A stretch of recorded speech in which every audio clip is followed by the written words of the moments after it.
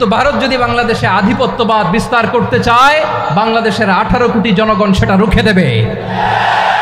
ভারত যদি গৌর গোবিন্দের ভূমিকায় নামতে চায়, দেশের 18 কোটি মুসলমান শাহজালালের ভূমিকায় নামবে।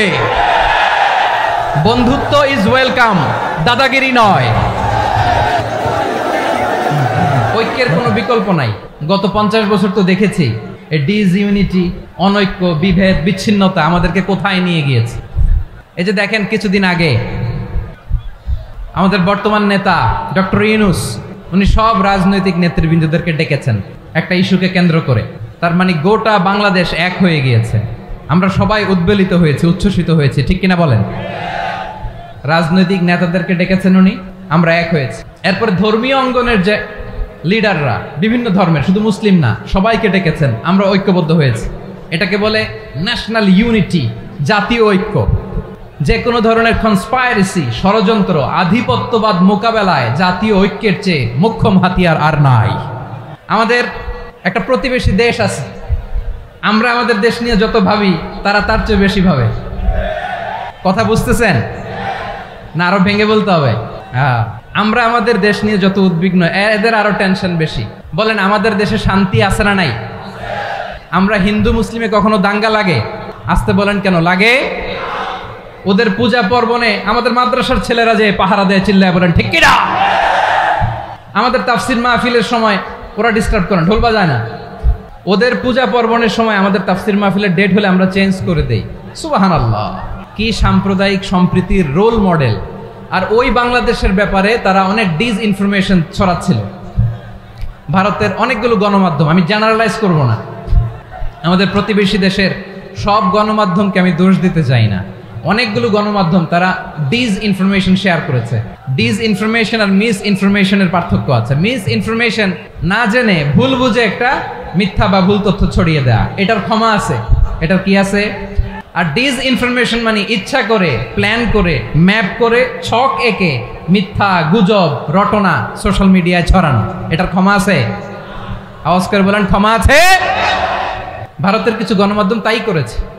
আমরা ব্যথিত হয়েছি, আমাদের হৃদয়ে রক্তক্ষরণ হয়েছে।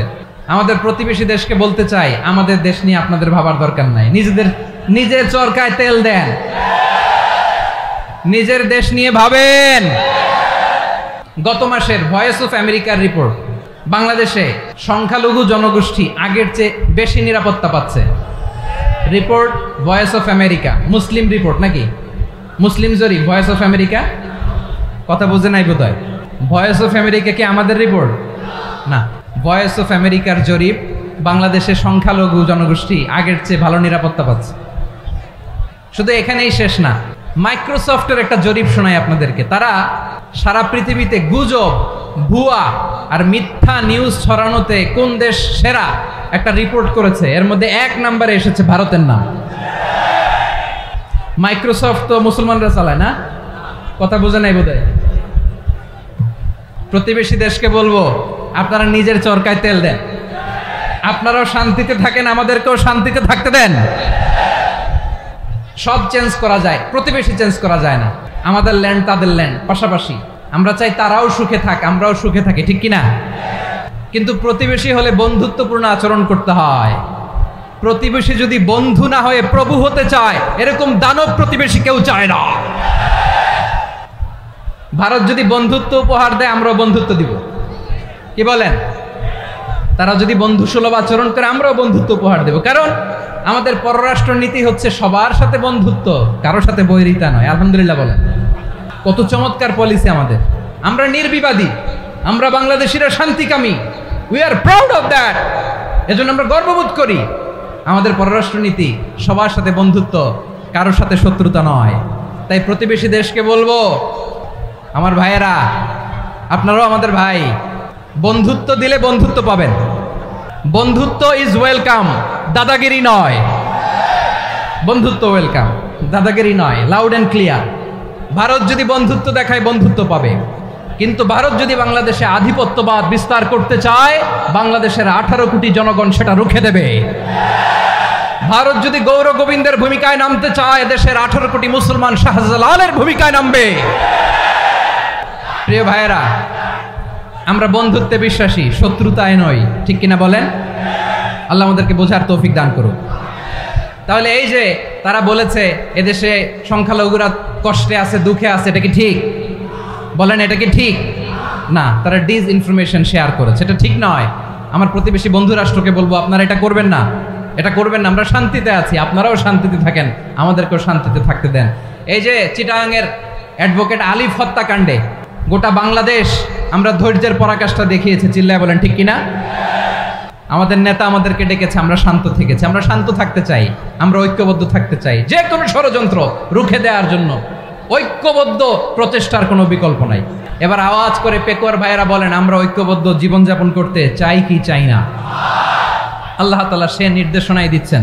আল্লাহ তাআলা ইরশাদ করছেন, ওয়া'তাসিমু বিহাবলিল্লাহি জামিআন ওয়া লা তাফাররাকু ওয়াযকুরু নি'মাতাল্লাহি আলাইকুম إذ كنتم أعداء فألف بين قلوبكم فأصبحتم بنعمته إخوانا وكنتم على حفرة من النار فأنقذكم منها كذلك يبين الله لكم آياته لعلكم تهتدون الله أكبر পড়েন।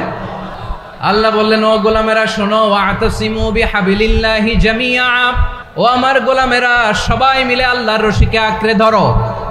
আল্লাহর রশি হলো ইসলাম, আল্লাহর রশি হলো কোরআন। আল্লাহ বললেন কোরআনকে আঁকড়ে ধরো, ইসলামকে আঁকড়ে ধরো। একা একা আঁকড়ে ধরলে চলবে না, জামিআ সবাই মিলে আঁকড়ে ধরো। এই আদেশটা আমাদের জন্য দান করেছেন কে? আল্লাহ তাআলার নির্দেশ, ওয়াতাসিমু বিহাবলিল্লাহি জামিআ, সবাই মিলে আল্লাহর রশিকে আঁকড়ে ধরো। হাবলুল্লাহ মানে আল্লাহর রশি, হাবলুল্লাহ মানে কি? রশি। এই হাবলুল্লাহ আল্লাহর রশি বা আল্লাহর রজ্জু দ্বারা উদ্দেশ্য হচ্ছে ইসলাম। আল্লাহর রশি দ্বারা উদ্দেশ্য কি? তাফসিরে অনেক ব্যাখ্যা এসেছে। এরকম পরিস্থিতিতে তাফসিরের সূক্ষ্ম সূক্ষ্ম বিষয়গুলো আমরা শোনাতে চাই, কিন্তু পরিবেশ হয়ে ওঠে না। আল্লাহর রজ্জু বা আল্লাহর রশি দ্বারা উদ্দেশ্য হচ্ছে ইসলাম। আল্লাহর রজ্জু বা আল্লাহর রশি দ্বারা উদ্দেশ্য হচ্ছে কোরআন, কারণ কোরআন আমাদেরকে ঐক্যবদ্ধ করে, ইসলাম আমাদেরকে ঐক্যবদ্ধ করে। চিল্লায় বলেন ঠিক কিনা? এজন্য আল্লাহ বললেন তোমরা আমার রশিকে আঁকড়ে ধরো, বিচ্ছিন্ন হয়ে না। আমার দেয়া নেয়ামতগুলো স্মরণ করো। যখন তোমরা ছিলে শত্রু, তোমাদের মধ্যে হৃদয়ে আমি আল্লাহ ভালোবাসা ঢেলে দিলাম, ফলে তোমরা সবাই ভাই ভাই হয়ে গেলে। তোমরা সবাই ছিলে জাহান্নামের কিনারায়, জ্বলন্ত অগ্নিকাণ্ডের পাশে। আমি আল্লাহ দয়া করে ঈমানের বদৌলতে তোমাদেরকে আগুন থেকে ফেরালাম। আমি আল্লাহ দয়া করে তোমাদেরকে জান্নাতের পথ দেখিয়ে দিলাম। সুবহানাল্লাহ পড়েন। এমন পথ দেখালাম যেই পথ তোমাদেরকে জান্নাতে নিয়ে যাবে, পথের দিশা তোমরা পাবে। লাআল্লাকুম তাহতাদুন। প্রিয় ভাইরা, তাহলে আমাদের যে ঐক্যবদ্ধ থাকতে হবে, এই নির্দেশটা কার? নাকি মন মতো আমি বানায় বলতেছি? আওয়াজ করে বলুন, নির্দেশটা কার? আল্লাহ। তাহলে আমাদেরকে ঐক্যবদ্ধ জীবনযাপন করতে হবে। প্রিয় ভাইরা, ইসলাম আমাদেরকে ঐক্যবদ্ধ করে। ইসলাম আমাদেরকে কি করে? সংঘবদ্ধ করে, ঐক্যবদ্ধ করে। বিচ্ছিন্ন হওয়া যাবে না। বিরোধ, বিচ্ছিন্নতা, মতানৈক্য, এগুলো আমাদেরকে ধ্বংস করে, আমাদেরকে দুর্বল করে। আর আমাদের ঐক্যবদ্ধ প্রচেষ্টা আমাদেরকে বিজয়ের দিকে এক ধাপ এগিয়ে নেয়। চিল্লায় বলেন ঠিক কিনা? এজন্য আল্লাহ বললেন ওয়াতাসিমু বিহাবলিল্লাহি জামিআ, তোমরা আল্লাহর রশিকে আঁকড়ে ধরো, তোমরা ঐক্যবদ্ধ জীবনযাপন করো, তোমরা বিচ্ছিন্ন হইও না। বিচ্ছিন্ন হইলে লস, ঐক্যবদ্ধ হলে সেখানে কল্যাণ আছে না?